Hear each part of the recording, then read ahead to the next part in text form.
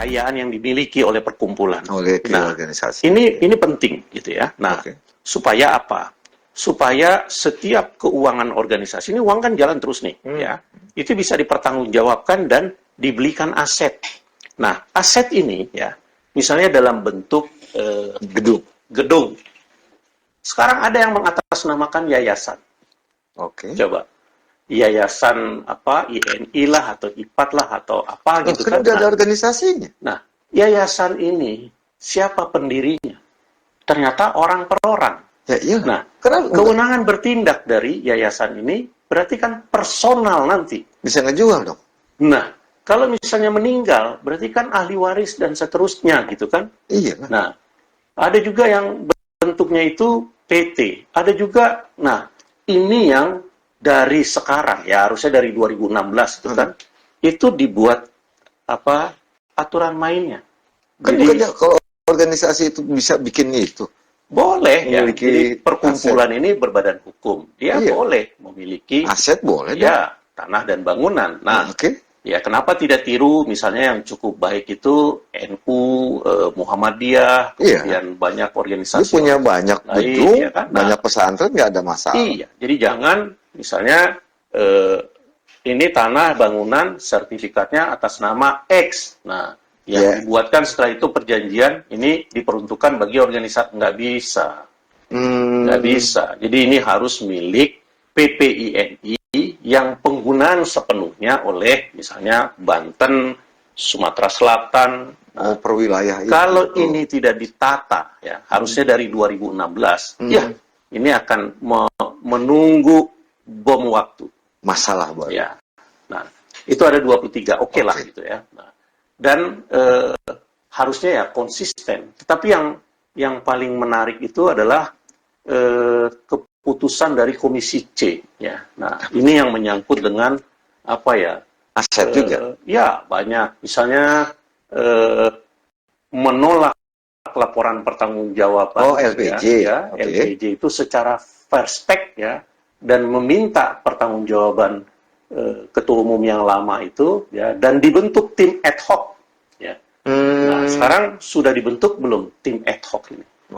Nah, terus keputusan KLB ya menegaskan bahwa periode PPINI 2019-2022 itu sudah berakhir tanggal 2 Mei 2022. Berarti itu sesuai dengan keputusan Kongres Makassar, ya kan? Nah, itu ada di pasal 16 anggaran rumah tangga tentang 3 tahun. Kalau Prof. Widi itu menyebut 3 tahun, 36 bulan dan seterusnya. Iya, 360 nah, hari. Itu jangan diterjemahkan. Nah, malah yang seharusnya dulu bisa mekanisme KLB bilang, oh enggak, kita nggak mengenal KLB. Nah, 360 gimana nih nasibnya?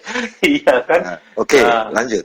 Kemudian ada juga yang cukup signifikan dan saya kira ini nggak boleh ditutup-tutupi gitu ya. Ini yang berkaitan dengan kesalahan yang dilakukan oleh PPINI periode yang lama itu dengan mencabut SK pelantikan Pengwil Jawa Tengah INI. Bukan itu diputuskan di KLB itu dicabut? Itu diputuskan. Nah, apakah sudah ada realisasinya atau belum?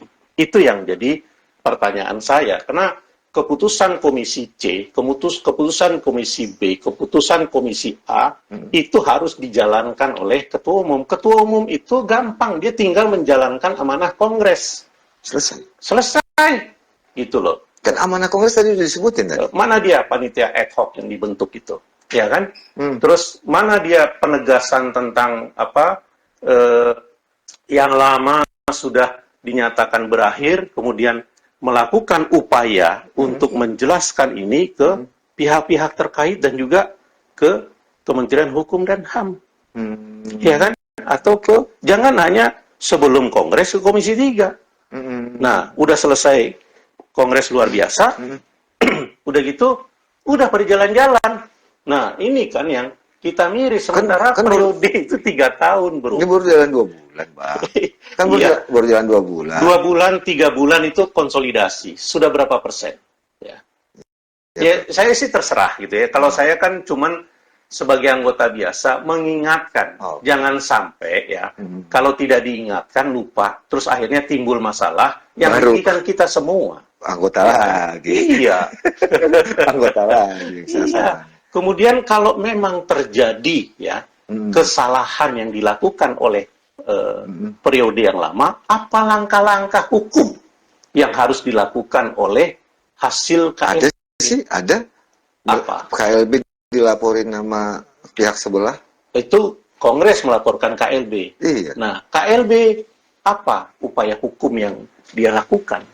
Mungkin lagi dirancang berjalan 2 bulan, Bang. Mungkin masih dalam proses kali, dalam diskusi kan nggak bisa buru-buru ngambil. Iya, tapi saya sih tetap menyarankan bersatu padulah kembali, berangkulanlah kembali.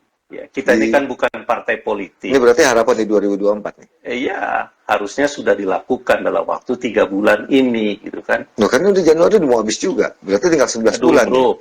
Sekarang kalau cuman jabatan kawan-kawan daerah itu nggak penting, ya.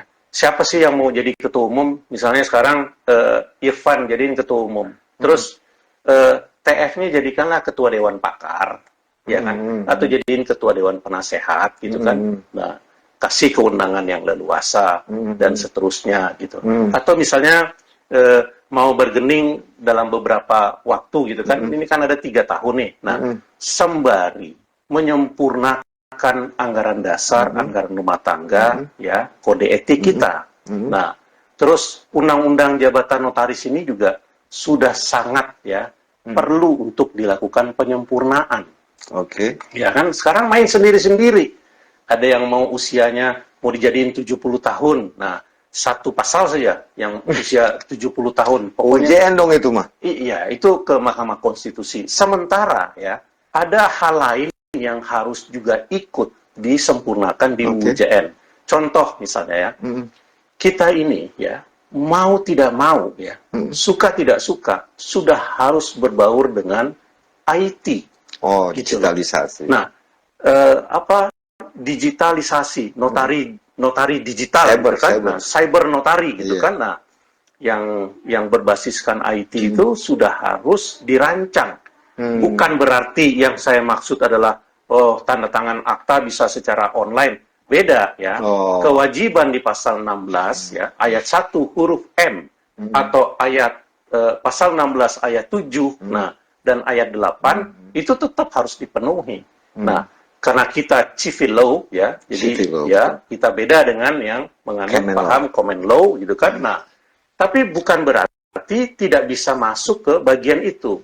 Misal ada kewajiban 5 buku protokol yang harus disahkan. Selain ada misalnya klaper, harus ada buku klaper legalisasi, warmaking, nah, dan seterusnya, perseroan gitu ya. Nah, itu sistem pelaporan. Kenapa tidak secara digital? Buku-buku protokol, misalnya salah satunya itu tentang buku daftar protes cek Wesel Giro itu.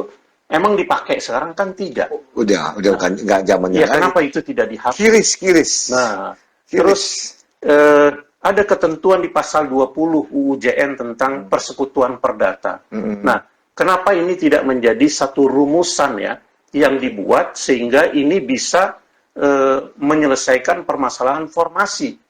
Tidak harus seseorang, misalnya ya, nih mahasiswa MKN UI ya. Yang keluarganya tinggal di Jakarta. Nah, terus karena harus memenuhi formasi dan udah kepengen jadi notaris, formasi yang ada itu di Pangandaran. Nah, akhirnya ambil formasi Pangandaran, tapi ke Pangandaran hanya pasang papan nama, sewa kantor, datang sekali, udah gitu nggak datang-datang. Apakah sampai tujuan dari negara menjadikan dia sebagai seorang notaris ya, yang akan mengurusi, membantu pemerintah di bidang keperdataan? Tidak. Kerja jengga. Ya, pasti dia akan lebih banyak di Jakarta. Nah, gitu kan? Nah, kenapa? Misalnya, pasal 20 tentang persekutuan perdata itu. Kalau dia mau di Jakarta, masuklah, ya, bersekutulah dengan notaris yang dibuatkan persyaratan. Ya. Jadi, seperti kantor hukum, ya. Ada misalnya 15 orang. Tinggal dibuat misalnya tentang sistem pelaporan. Kalau kantor kan sudah bisa bayar sewa bersama, bayar pegawai bersama.